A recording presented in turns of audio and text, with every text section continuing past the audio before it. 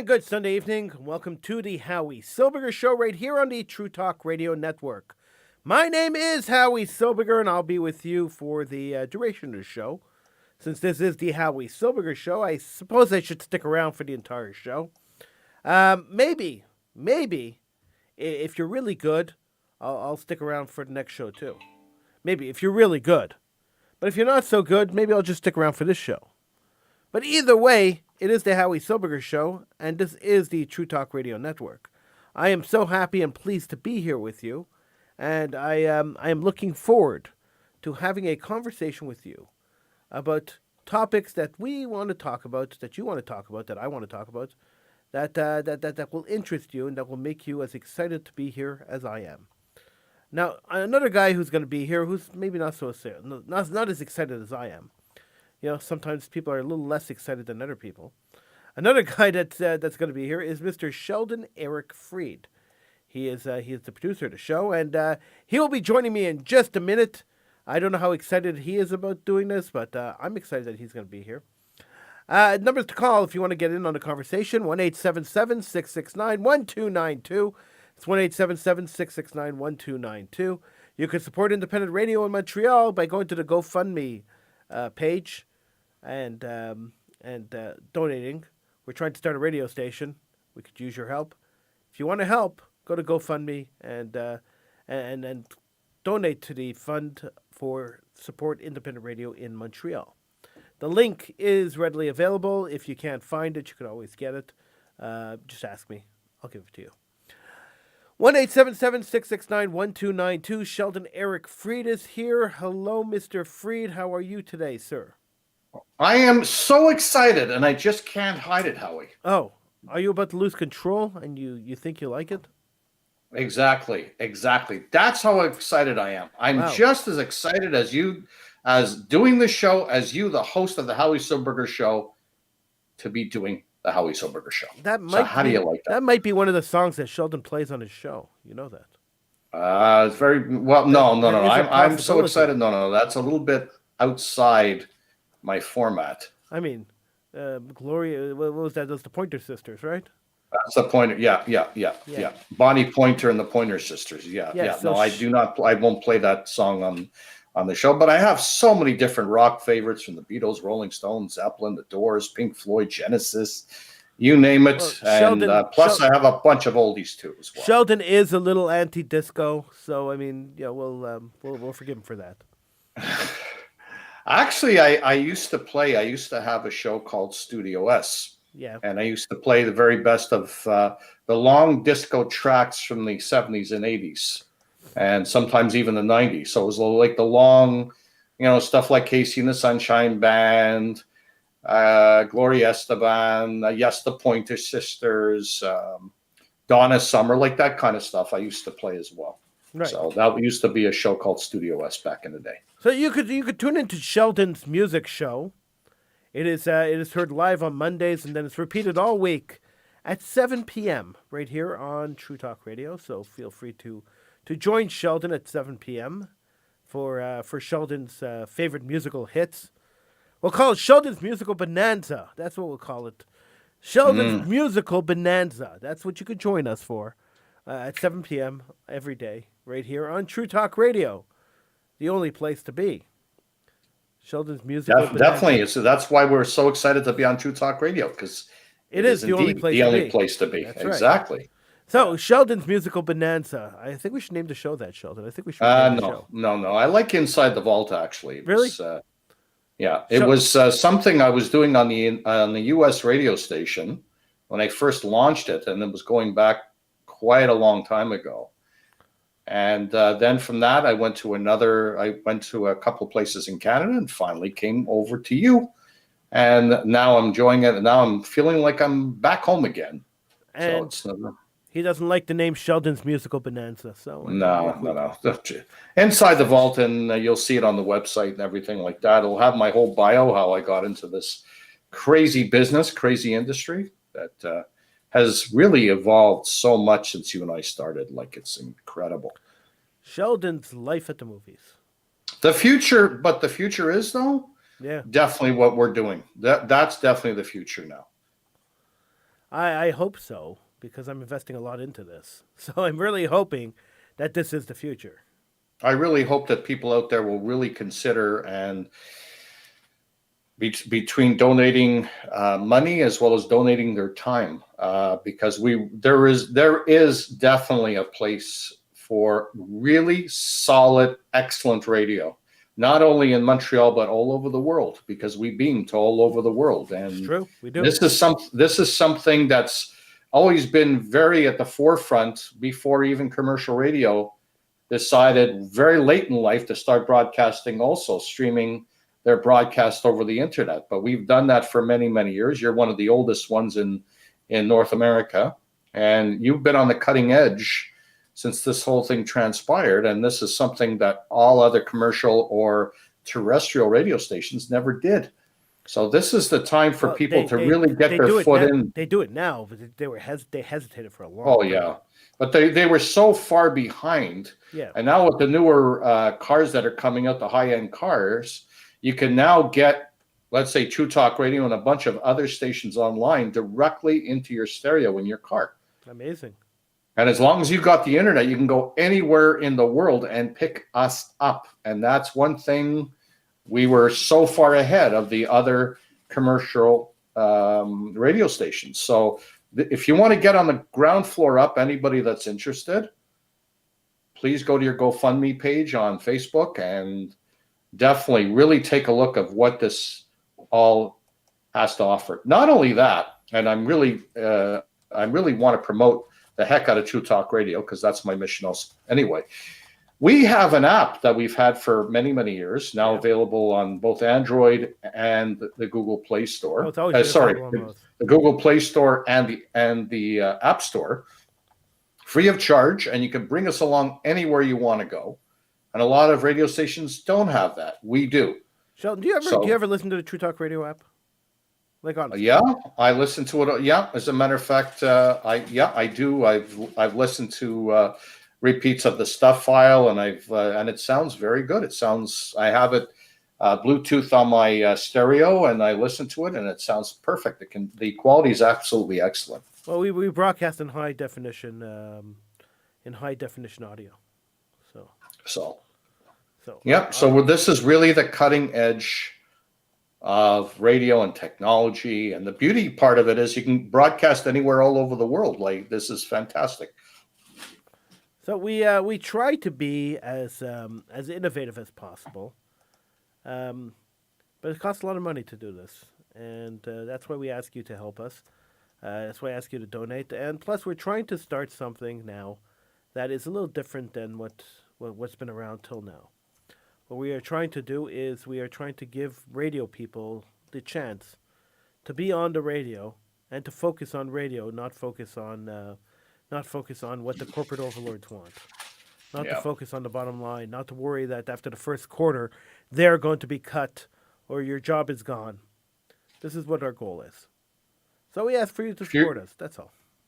If you really take a look at the scope of commercial media and corporate media, the media landscape in Canada has really seriously eroded. There used to be so many different companies across the country. Well, it's owned by one company now. And now basically it's Bell that really is monopolizing the entire country. And unfortunately, in them doing that, they laid off a lot of people. And it's just too bad that they sacrificed quality for the bottom line, because there was CJD back in the day when you and I were growing up was really a station, and that and the old CFCF radio here in Montreal were two very high quality, very highly competitive radio stations that really invested a lot in their news and their local programming. And it's just too bad now that since CFCF has not been around anymore, and yes, there was talk years ago about TTP Media, but that does not look like that's going to happen. And really, CJD is the only corporate game in town. So now we're not competing with CJD, and I just want to reiterate to our listeners, if anybody's going to ask us, are we going to compete with CJD? The answer is a predominantly big no. We want to showcase, because this platform will showcase a lot of different genres, a lot of different topics, whether or not you're right wing, left wing, center, doesn't make a difference. It's a smorgasbord of good quality radio. And That's that's what we're why, trying. That's what we're aiming for. Definitely. yeah. And if we could do that and really step up our scope, I think we could have a lot to offer people that want to get into this industry. Even if you don't have experience, but you have the desire and passion to succeed, that's what it's all about. Let me ask you. Let me throw this out to the audience. What kind of programming would you love to hear on True Talk Radio? Now, currently, we're playing a lot of syndicated programming from the States. We have a couple of local shows. We're planning to add a few more local shows in the near future. We're working on them. They should be in by the end of March, beginning of April. We should have at least Dino's show on the air, and maybe another one. What would you like to hear? You could let us know. You could call in 1-877-669-1292, or you could email me, Howie@TrueTalkRadio.com, and you could just let me know what you want to hear. What kind of radio would you like to hear? What kind of content would you like? Nobody ever asks the audience. That's the thing, right? They ask radio. They always ask radio. What do they call them? Consultants, radio consultants. What does the public want to hear? But nobody ever asks the public. They never open their lines and say, okay, what would you like to hear?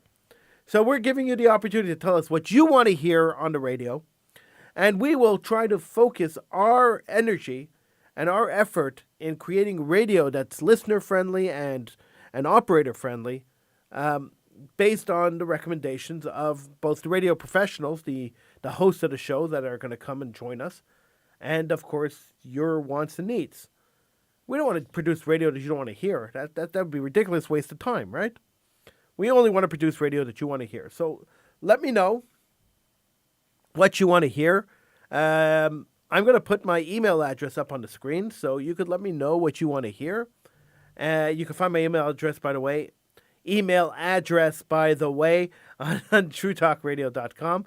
But I'll put it up on the screen here, too, as we talk during the show here. I will add it to the screen, so that you can email me and you can tell me what you want to hear. Moving on, Sheldon, we have another vaccine that's been approved. Well, it's been great because both Canada and the United States approved big companies. Canada approved the AstraZeneca vaccine, and the United States approved Johnson and Johnson. I believe what I'm hearing from Johnson and Johnson would only be one shot. The other ones in Canada are still 2 shots.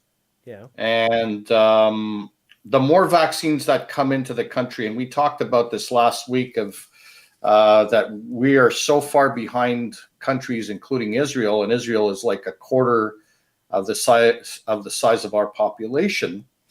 So what I'm looking at is the more vaccines that are being approved, yeah, then the more will come in and more people will be vaccinated. And that's essentially what the government wants, and the more people that'll get vaccine, because at the end of the day, and you and I have talked about it, we would really like for our lives to get back to normal, for us to get back to work, for us to be able to go to a party, go to a movie, go out to a restaurant, get together with family and friends, get together for the holidays with family and friends. I mean, again, unfortunately, it looks like Passover again is going to be like a virtual thing that I will not be able to see my family. And it's, I know it was very hard for my mother and very hard for all of us concerned. And I think that the more people that'll get vaccinated, and that doesn't mean right away, as soon as you get vaccinated, you can go out without wearing a mask, without doing social distancing. Why not? There's still a lot of people too at the same time. Because the thing is too, what I'm most worried about. Once you're vaccinated, I mean, shouldn't you be immune? I mean, isn't that the idea of the vaccine? Well, first of all, the first vaccine, by what I'm hearing, is it takes usually 2 weeks for it to get the full effect. Okay, so after 2 weeks, shouldn't you be able to just go about and bring life back to normal? I mean, shouldn't that be? Well, I guess for the people who've gotten the vaccine, but there's still a lot of people that haven't got the vaccine because again, the government was always talking about herd immunity. But if you have the vaccine, then why do you have to wear a mask, and why would you have to? Yeah, but again, it's not like you're carrying around a certificate. So what happens, like, let's say if you got stopped, like, let's say, for example, if I got the vaccine or you got the vaccine, Yeah. how do people know you got the vaccine? And even if you said you got the vaccine, did you get the vaccine? Like, Well, that's why because what I'm we should have a vaccine. You should have a vaccine passport like they do in well, Israel and that's what everywhere else. they're exactly, because there's countries that are talking about that now. It's countries It's that are almost, doing it now. I'm sorry. There are countries that are doing it now. Yeah, exactly. There are countries that you have to produce in order for you to be able to fly into that country or travel into that country. You have to be able to produce that, and but still, there's still there's still a long way to go. But we just hope that the more vaccines that are coming in, and hopefully more people will be opted to get the vaccine, that our lives will start to get back to normal. I mean, there have been cases in locally that have gone down. They went up a little bit today, but nothing major. Right. And hopefully this will keep going down. Now, we would both like that the curfew would be eliminated, and we would both like to actually have a life and be able to get out and do something. I want that as badly as you do. I would love things to get back to normal as badly as you do. But there's, the government, I guess, just does not, both in the United States and Canada, because the United States are in very similar situation. The only big difference is the fact that the United States are inoculating its population much faster, but they got the wherewithal, the facilities to be able to do it. They have the facilities at home that can manufacture and distribute it across the United States of America, where unfortunately Canada doesn't, and Canada has to rely on other countries to ship the vaccines here, and then we process it, and then after that distribute them. So that's the biggest difference between Canada and the United States. And So the United States could distribute 1.5 million vaccines a day. Well, that's it. Where but we the can't thing distribute is, 1.5 million vaccines in 3 months or 5 months. exactly. And the big difference is once you have the platform to be able to manufacture and distribute it, it'll go much faster because you don't have to worry about the extra shipping, because at least it will be domestic. It'll be domestic. And it's the vaccines will get into people's arms faster. And this, again, I've always stated this, is the fact that Canada, we've done it for going back so many years ago. We always were dependent for the most part in other countries, especially the United States. This is a situation whereby it's every man for himself, every country for themselves, because they want to get their citizens inoculated first. And I get that. I don't blame them. I don't blame them either. The country's main goal should be to inoculate their own citizens. Exactly. Canada doesn't put Canadian government didn't put Canadians before anyone else. And that's the big problem. And the thing is, we have to failure. We have to start manufacturing. We have the wherewithal to do it. We have to have that mindset to be able to do it, because this could very well happen again. And I hope I would be dead wrong to say that we will never get something like this again. Well, you can't say that. There's no way you could say that. No, but I'm saying we would like to all think that we'll never go through something like this again. If God forbid we do. But that's not true. Yeah. We will go through something like this again. Well, that's what I'm thinking too. But at the same time, we have to be ready. We have to be prepared.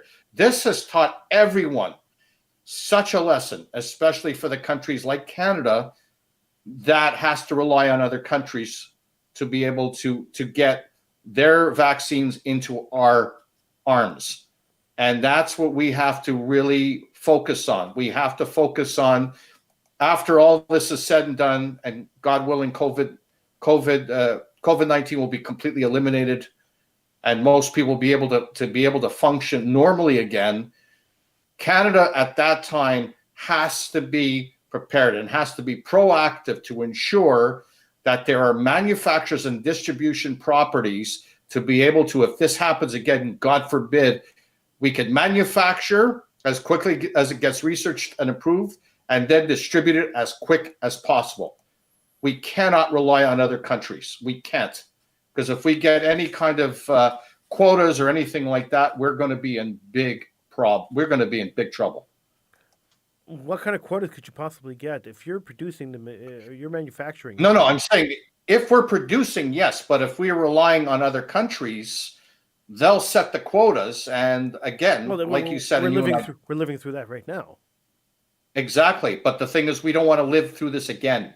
And that's why it's very important that we set up, we manufacture, and we distribute it domestically across the country. Right. That's what we have to do. If we don't, we're in deep doo-doo, because that's exactly what's going to happen. That maybe the European community might say, well, what about us first? And that's that's something rightfully so. Yeah. And so we have to now put Canada first, Canadians first, that no matter which government is going to be in power, they must focus on that. They must focus on the infrastructure, the distribution, the knowledge, the plans, and everything to be able to be self-sufficient to be able to produce, manufacture, and distribute the vaccines across the country. Do you think that the current Canadian government is capable of doing that, Sheldon? Well, no, because it's showing us that they're not doing it. That really, if there has been people setting up, I know there was one thing at the beginning that there was supposed to be a manufacturer ready to manufacture and distribute it. But we're talking at the end of the year. We're talking, even the government was saying that hopefully all the citizens will be fully vaccinated by the fall. Now, if this manufacturer is talking about the end of the year, that's past that. Right. So, so the thing is, to answer your question, no, the government is not ready for this, because no government has been ready to the point that this happened and we were caught absolutely flat-footed. I mean, we all know that research for a vaccine takes its time to be able to be researched, and then for the data to be distributed for Health Canada to approve the distribution and the manufacturing of the vaccines. That takes time. But again, not only do we have to wait for that, but we also have to wait for other countries to export it to us. And no, we're not ready for this. And well, would other governments be ready? I don't know. I mean, maybe the Conservatives, NDP might be ready. Maybe they won't. I don't know, because we didn't have it when we had the Conservative government. We didn't have the COVID problem. And obviously we don't have an NDP government. We're not going to have an NDP government. So again, would we be ready? It's very hard to tell. But right now, I mean, this is a very difficult government that's going through a situation, and they were really caught flat-footed. And they have to open up their minds, and they have to say, we have to prepare in case the next wave hits us. Do you think that the government's failure is enough to bring the government down? Well, I think probably. The thing is that at the same time, I don't think that they want to do an election right now, because again, people are still scared to go out, and unless there's absolutely a secure point that we could vote online, like it's extremely secure, and there would be, it would be really secure, and we'd be able to vote like that. But right now, it's not the case. For right now, for what I could understand about it, to now go to the polls, physically go to the polls and do an election, because I think a lot of people, despite they don't like Trudeau, because the Trudeau's honeymoon has been over for now months. Yeah.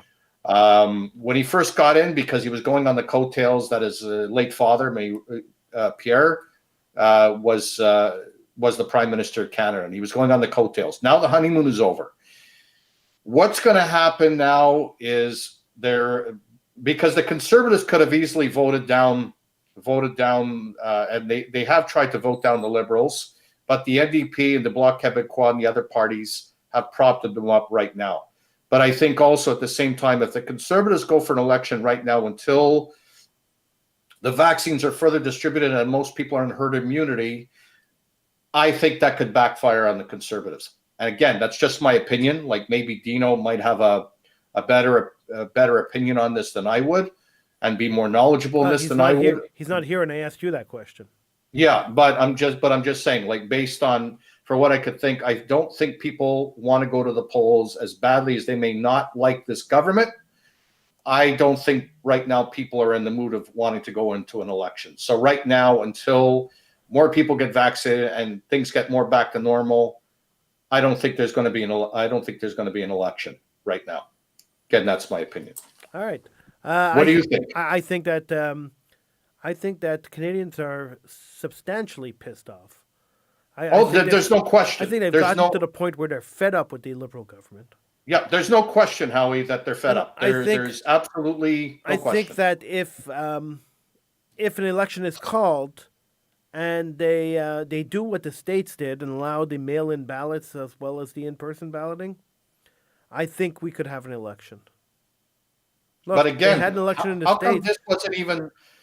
We didn't even hear anything about any kind of secure balloting here. No. Like, and why? Again, why not? Because had we done that, we probably would have gone to the polls. Because to agree with you, yes, people are very upset with the government. There's no question about it. You're 1,000% right.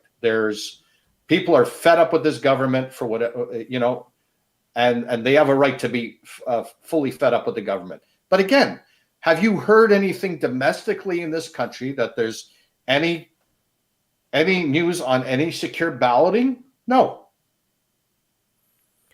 No, we haven't heard anything to speak of. There should be talk about that, but the Liberals yes, don't want to talk about it because they don't want to bring up the idea that there will be an election during the pandemic. They're trying to use COVID to scare people into keeping them in power. Yeah, but again, eventually COVID is going to be finished, and again... Yeah, but it's going to be finished, let's say, in a year from now. So the Liberals are going to the elections in what? In 2 years from now? A year and a half from now? I mean, we're almost there, right? So if they could ride out the rest of it, riding on the COVID fear, and riding the wave of COVID fear, so people will be afraid to go to the polling station, they could ride out the rest of their term like that. They know they're not going to win the next term, but at least they could ride out the rest of this minority term, riding the COVID fear. I mean, it was the question is too, and I guess if Dino was here, I would ask him that even though the Canadians, for the most part, or most Canadians, are really not happy with the Liberal government, would it be enough for the Conservative government to get a minority or majority? Is O'Toole strong enough and aggressive enough for him to really go after Trudeau and put himself into power? Look, now, if it was Harper, I would say yes, because Harper was a very strong, prolific politician, and it was very smart and had a tremendous team. Will O'Toole have enough? My personal opinion about O'Toole, I don't know anything about him. He has a very low profile. He doesn't have a high profile. Yeah. He has a very, very low profile, and it's very hard for me to even comment on him because I don't know enough about him. I haven't seen him enough to know enough about him. He hasn't done anything.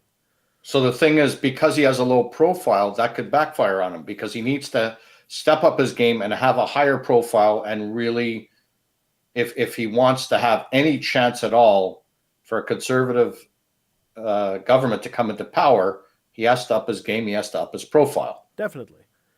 And he has to do something that's productive and beneficial to Canadians.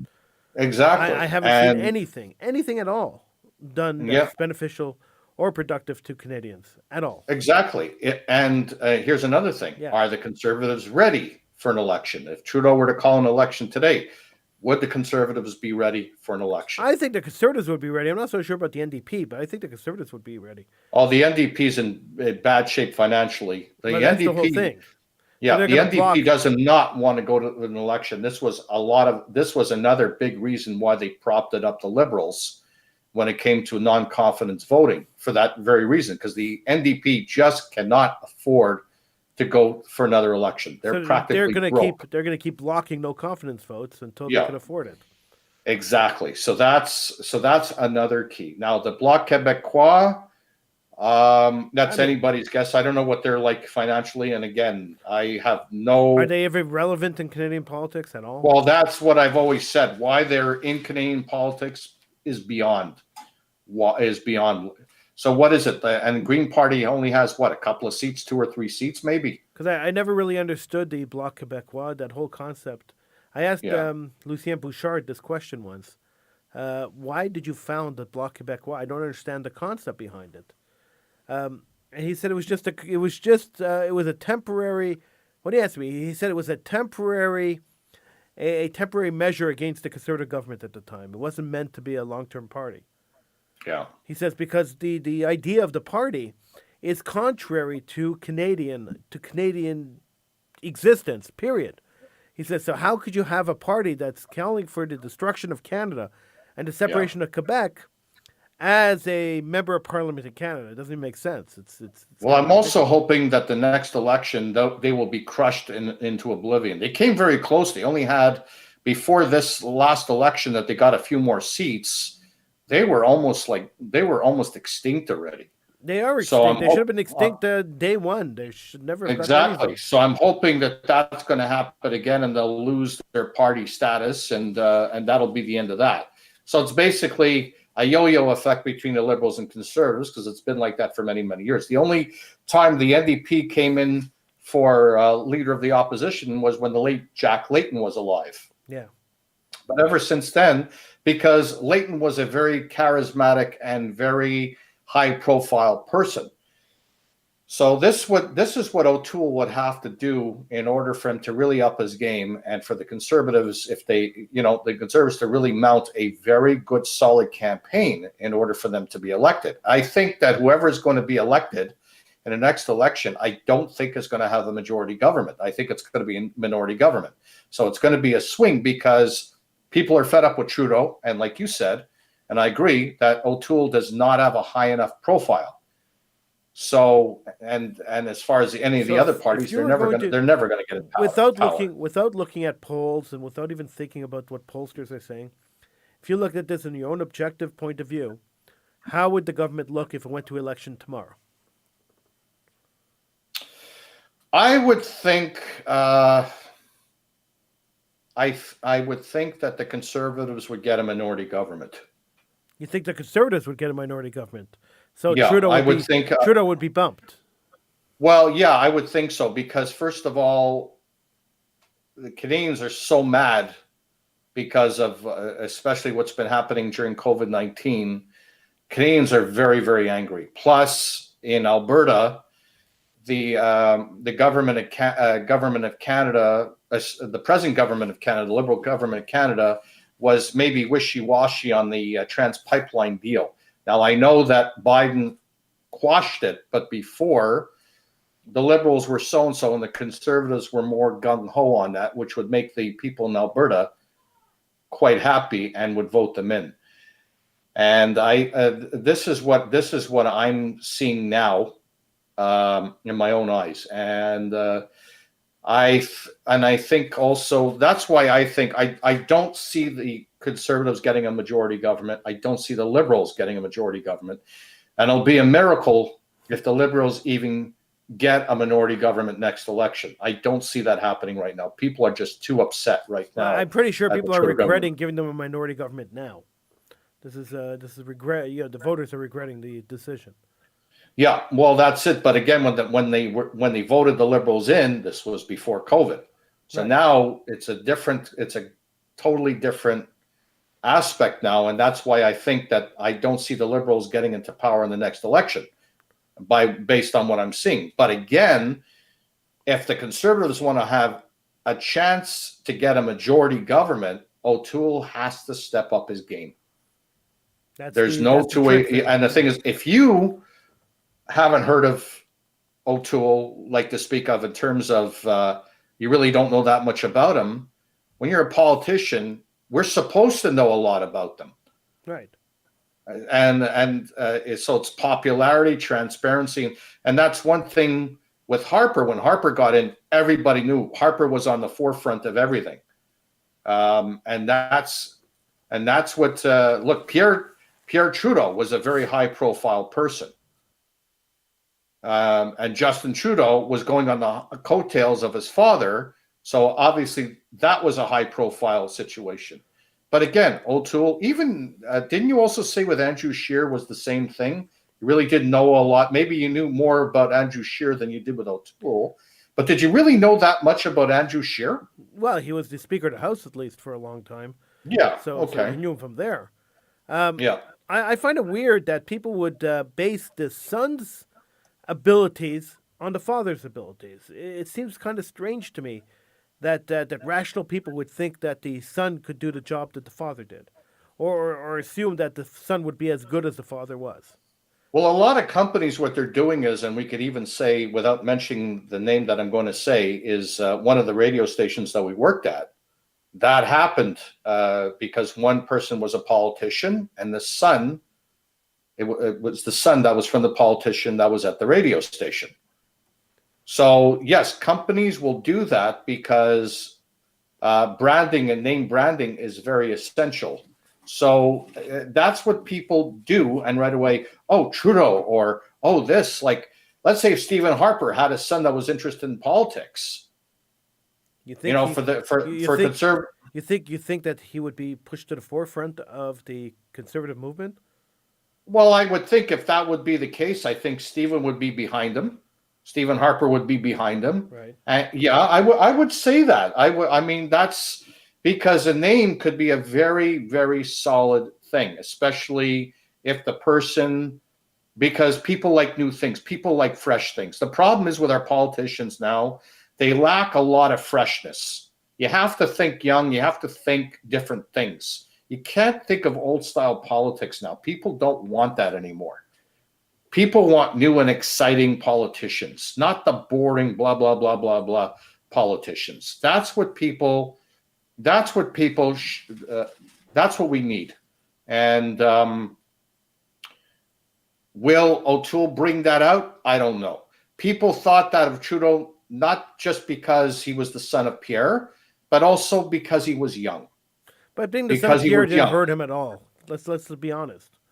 Oh no, the name will. Of course, the name's never going to hurt. I mean, let's face facts. I mean, it's like you go into a store and let's say you would buy a Gucci belt or something like that. Why? Because it's Gucci.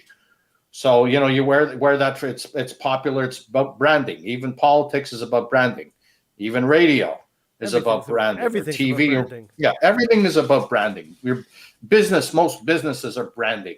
So that's what it's all about. And that's why sometimes it could be really, really well, and people will say, oh, geez, this person, we could never forget his father. And right away they start comparing the father with the son. The son comes in, and either he's a lot like his son or he's totally different from his son. Well, most of the time they're different. People are different. Nobody's the same. So you can't call the father the son and the son the father. It doesn't really work that way.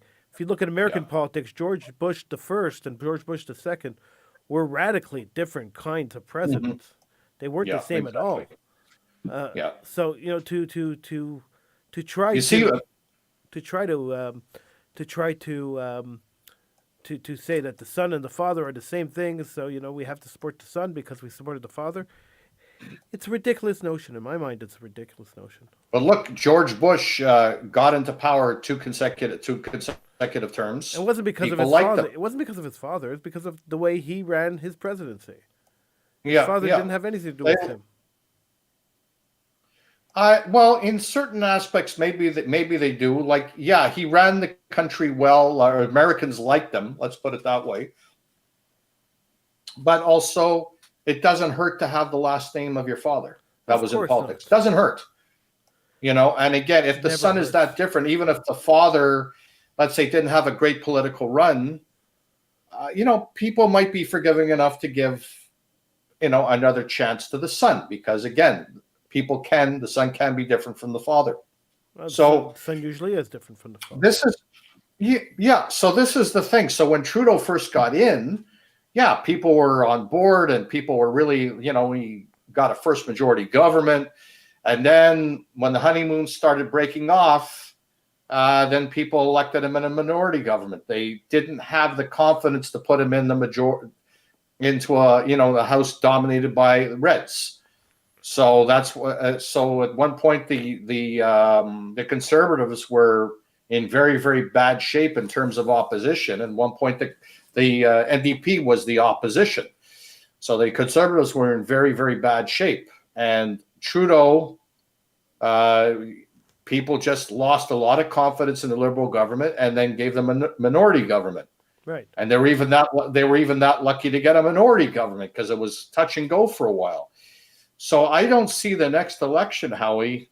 I just don't see Trudeau getting in. Well, definitely not a majority government. That goes without question. But I really don't even see him getting in a minority government because people are just really upset. When do you think most people will be vaccinated? Honestly speaking, I don't see it happening till probably November, December. I'm still thinking of that now. I say at the end of the year until most people that want to get the vaccine or all people that want to get the vaccine will receive the vaccine. So here's even a better question because you keep saying that most people who want to get the vaccine, should it be mandatory? Should we force people to be vaccinated? Well, I would say no for the very simple reason. Why? Why would you say no?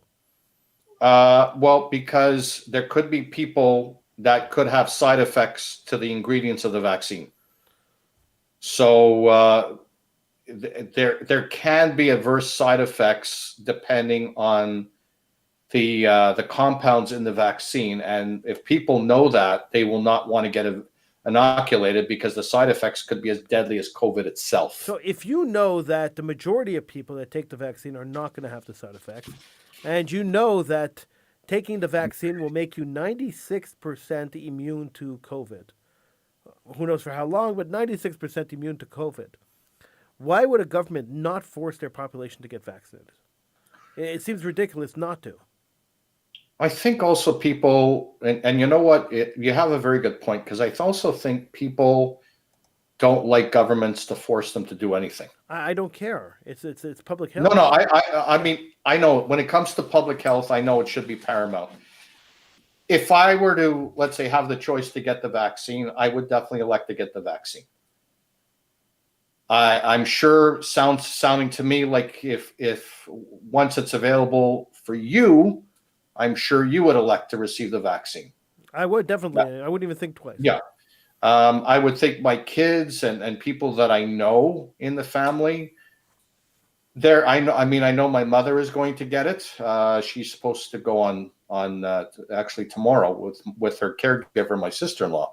So they're going to get inoculated. My brother, who's a healthcare worker, he got inoculated. So when it comes to people in my family, I know we would all be forward to get the vaccine.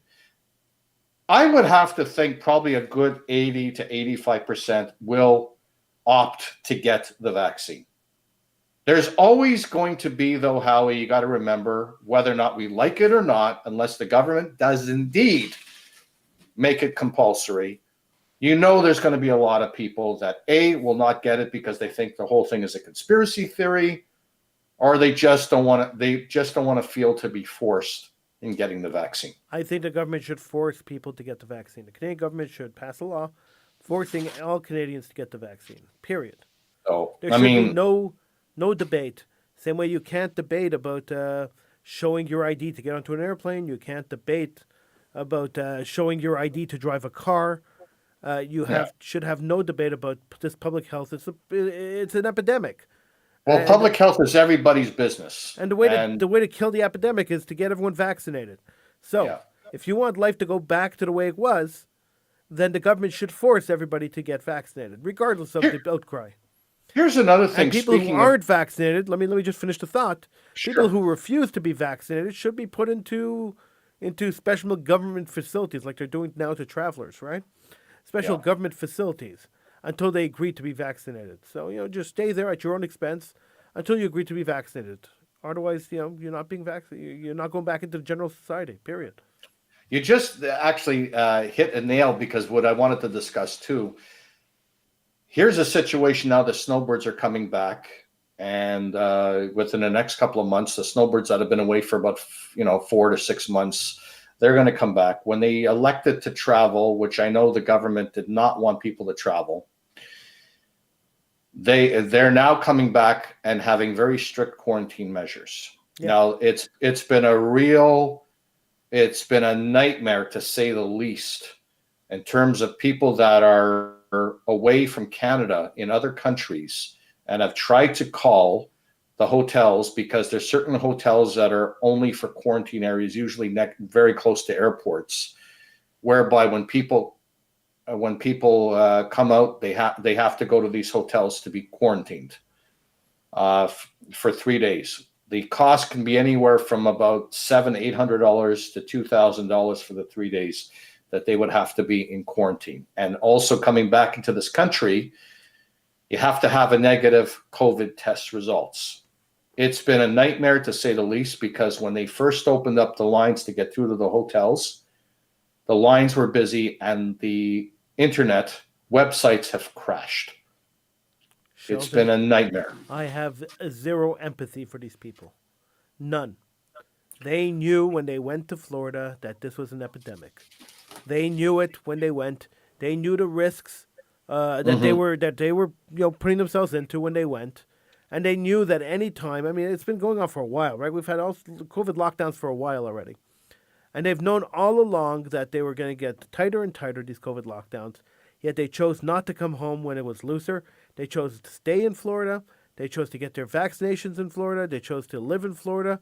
And by making that choice, it was a conscious decision. They were quite aware of the repercussions. So, when you make a decision, you have to live with the consequences. So I have very little empathy for these people. It cost them money. It'll cost them money. They can't afford the money. They shouldn't have gone. Simple. I agree with you, because how many people I know who didn't go? They were snowbirds, but they didn't go. I know tons of people who didn't go. And they were smart. They didn't go because they knew that it was dangerous to go, that it was not recommended by the government to go, and that the government was going to crack down on people who did go. It was very clear that was going to happen even before the snowbirds left. In November, in October, November, the government was very clear on it. So if people decide to defy the government and say, I don't give a crap about anybody else, I'm going to do this. If people made that decision, then they have to suffer the consequences of it. I have no empathy for them at all. Even all the travel advisories that I've been seeing from all the different countries, there's a big red indicator from the Canadian government saying to not travel, to stay at home. Now, when my significant other and I went to Aruba last March, when we got back was literally days before we started going into a process whereby a lot of countries were, including Aruba, where my significant other and I went to, was on lockdown. We got back because it was just starting. We got back, we were fine, we were safe, there was no problem. We chose not to go away this year because we said there'll be another year, 2 years, whatever the case is, we'll go away. Merchem, this will all be over with, and we could all be safe in traveling.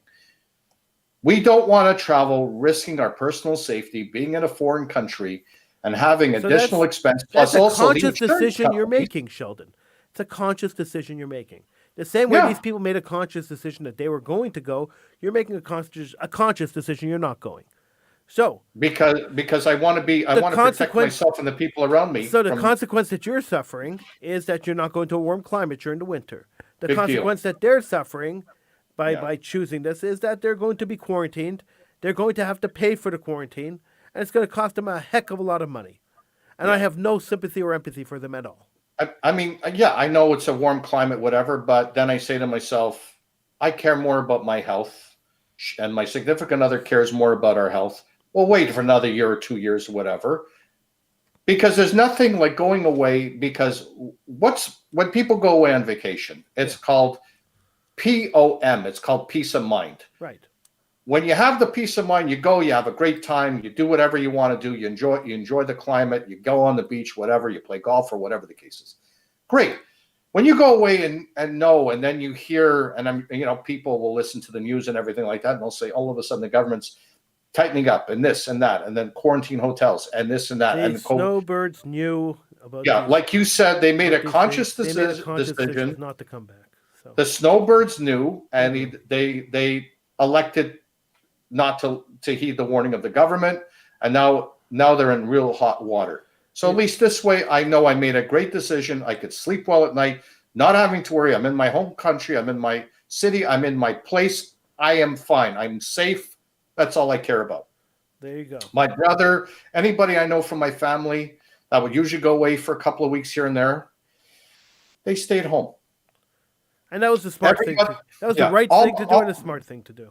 Yeah. All my friends that I know that would usually go down, they stayed home. So there's nobody I knew personally that went down that decided to ignore the government's warning. Everybody did the right thing, made a proper decision. And we know there's next year, there's the year after. So go away next year, the year after. That's it. That's it. Me too. You know, I didn't go away this year either. I didn't go away because I care about my health. I care about other people's health. And I really just don't want to take the risk or risk giving it to anybody else. Yeah, and that's exactly. And you know what? We know that you and I both know we made the proper and conscious decision to stay home and protect ourselves and the people and our friends and loved ones. And that's the big thing. Yeah. I just wish everybody would have made the same decision. That's all I'm saying. Yeah. Yeah, for sure. But they didn't. And now, like you said, they have to live with their consequences. When they come back, it's going to be, it's really going to be HE double hockey sticks for them. And I won't say they deserve everything they get, but they were pre-warned and they knew what they were going to come back to. So I mean, I can't feel sympathetic to them. Sorry. Yeah.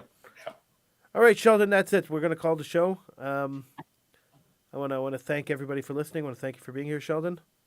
My pleasure. Always a pleasure, my friend. We're going to be back. I'll be back again on Tuesday night for Political Hitman and maybe another episode of the Howie Silbiger Show. You never know. It just pops up.